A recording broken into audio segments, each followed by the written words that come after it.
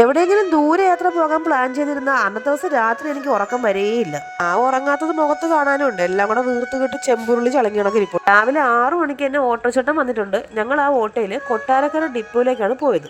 7:30 മണിയായപ്പോൾ ഞങ്ങൾ കൊട്ടാരക്കര എത്തി കേട്ടോ. ഇനി ഇവിടുന്ന് 8:30 മണിക്കാണ് ഞങ്ങൾക്ക് ഗുരുവായൂർക്കുള്ള ബസ്. ഇനി 1.5 മണിക്കൂർ ബസ്സും കാത്ത് ഇവിടെ ഇരിക്കണല്ലോ എന്ന് ആലോചിച്ചപ്പോഴാണ് തൊട്ടടുത്ത കടയിൽ നല്ല ഉഴുന്നുവടയുടെ മണം. എന്നാൽ പിന്നെ രാവിലെ തന്നെ നല്ലൊരു ചൂട് ഉഴുന്നുവടയും ചായയും കുടിക്കാമെന്ന് വിചാരിച്ചു. 2-3 വർഷത്തിന് ശേഷമാണ് ഞങ്ങൾ ഇത്രയും വലിയ ലോങ് ട്രിപ്പ് പോകുന്നത് കേട്ടോ.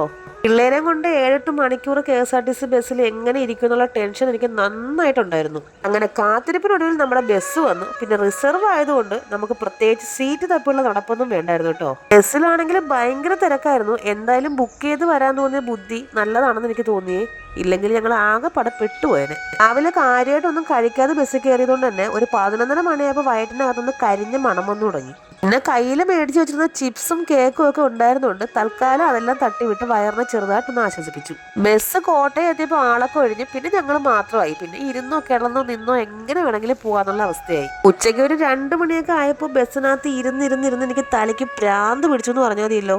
ബസ്സിൽ കയറുന്നവരെ പിള്ളേരെ കാര്യമെന്നുള്ള ടെൻഷനായിരുന്നു. ബസ്സിൽ കയറി കഴിഞ്ഞപ്പോൾ 2 എണ്ണം കുംഭകർണനെ പോലെയായിരുന്നു ഉറക്കം. പിള്ളേര് 2 കൂടെ ബസ്സിൽ കയറിയിട്ട് ഏകദേശം 5.5 മണിക്കൂറോളം ഉറങ്ങി. ഇന്ന് മിക്കവാറും രാത്രി ഗോവിന്ദ തന്നെ. ബസ്സിലാണെങ്കിൽ പണ്ട് മലയാള സിനിമ ഇറങ്ങിയ സമയത്തുള്ള പാട്ട് മാത്രം ഇടുന്നുള്ള വാശിയിലായിരുന്നു ഡ്രൈവർ കേട്ടൻ. അതുകൊണ്ട് നന്നായിട്ട് ഉറങ്ങാൻ പറ്റുന്നതായിരുന്നു. അങ്ങനെ വൈകുന്നേരം 3:15 ഗുരുവായൂർ എത്തുന്ന പറഞ്ഞ ബസ് ഒരുവിധം വൈകുന്നേരം 5:30 മണിയായപ്പോൾ എത്തി. പിന്നെ ഞങ്ങൾ നേരെ ഒരു റൂം എടുത്ത് റൂമിൽ ബാഗൊക്കെ വെച്ചിട്ട് ഫുഡ് കഴിക്കാനായിട്ട് പോയി. വിശന്ന് വയറും കുടലും എല്ലാം കരിഞ്ഞു. ഇനിയിപ്പോൾ എന്തെങ്കിലും കിട്ടിയ വഴി എന്നുള്ള അവസ്ഥയായിരുന്നു. പക്ഷെ പിന്നെ കാര്യത്തിൽ എന്റെ പിള്ളേര് പിന്നെ സഹിക്കും. പക്ഷെ ഞാൻ സഹിക്കൂല. എനിക്ക് വിശന്നാ എനിക്ക് അപ്പം തന്നെ. ഞങ്ങൾ എല്ലാവരും പ്ലെയിൻ ദോശ ആയിരുന്നു കേട്ടോ കഴിച്ചത്. ദോശ കണ്ടിട്ട് അവനെക്കാനും വലിപ്പമുണ്ട്. ഇതിന് എന്തെങ്കിലും കഴിച്ചിട്ട് പോകാൻ പറ്റുമോ? വയറ് വിശന്ന് പണ്ടാരോടങ്ങി ഇരുന്നോണ്ട് തന്നെ ഇതിന്റെ ടേസ്റ്റ് ഒന്നും നോക്കാൻ പറ്റില്ല. എങ്ങനെയൊക്കെ വാരി വലിച്ച് കഴിച്ചു. ഇതുകുട്ടിക്ക് ആദ്യത്തെ പ്രാവശ്യം വായിൽ വെച്ച് കൊടുത്തപ്പോഴേ അവള് തുപ്പിക്കളഞ്ഞു. കൂടെ കഴിക്കാൻ നല്ല 1-ാം ചൂട് ഉഴുന്നുവടയും ചമ്മന്തിയും ഉണ്ടായിരുന്നേ. ഉഴുന്നുവടയുടെ ഒരു സൈഡ് എലി കരണ്ടതല്ല, അത് പൊരപ്പനായ ഞാൻ കരണ്ടാണെന്ന് പറയാൻ അമ്മ പ്രത്യേകം പറഞ്ഞിട്ടുണ്ടേ. പിന്നെ ഞങ്ങൾ റൂമിൽ വന്നിട്ട് കുളിച്ചൊരുങ്ങി ശീവേലി തൊഴാൻ പോയി വൈകുന്നേരത്തെ. അപ്പൊ പൂ ഇരിക്കുന്നുണ്ടിട്ട് അതും മേടിച്ചു. അമ്മയ്ക്ക് ഗുരുവായൂർ കണ്ണനെ കാണാൻ വന്നപ്പോ തലയിൽ പൂ ചൂടണമെന്നൊരാഗ്രഹം. എന്നാ പിന്നെ സാധിച്ചു കൊടുക്കണ്ടേ. ഞങ്ങൾ റൂം എടുത്തത് അമ്പലത്തിന്റെ തൊട്ടടുത്തായതുകൊണ്ട് തന്നെ ഒരുപാട് നടക്കാനൊന്നും ഇല്ലായിരുന്നു. ഒരു ഇച്ചിരി നടന്നാൽ മതിയായിരുന്നു. നടന്നു പോകുന്ന വഴിയിലൊന്നും ആളേ ഇല്ലായിരുന്നു കേട്ടോ. അപ്പൊ ഞങ്ങൾ വിചാരിച്ച് തിരക്കൊന്നും ഉണ്ടാവില്ലെന്നാണ് വിചാരിച്ചത്. പക്ഷെ അകത്ത് തൊഴാൻ വേണ്ടി പോയപ്പോൾ ഭയങ്കര ക്യൂ ആയിരുന്നു. ഒന്ന് വഴിക്ക് വീഡിയോയും ഫോട്ടോ ഒക്കെ എടുത്തെടുത്ത് അങ്ങ് ചെന്നപ്പോ തിരക്ക് പിന്നെയും കൂടി. അമ്മയും അച്ഛനും മോനും അകത്ത് തൊഴാൻ കയറിയപ്പോൾ ഞാനായിരുന്നു പുറത്തെ കാവൽക്കാരി. നല്ലൊരു സ്ഥലം നോക്കി ശീതനം കൊണ്ടിരുന്നതാ. കുറച്ചു കഴിഞ്ഞപ്പോ വരുന്ന കുറെ ആനകൾ വരിയായിട്ട്.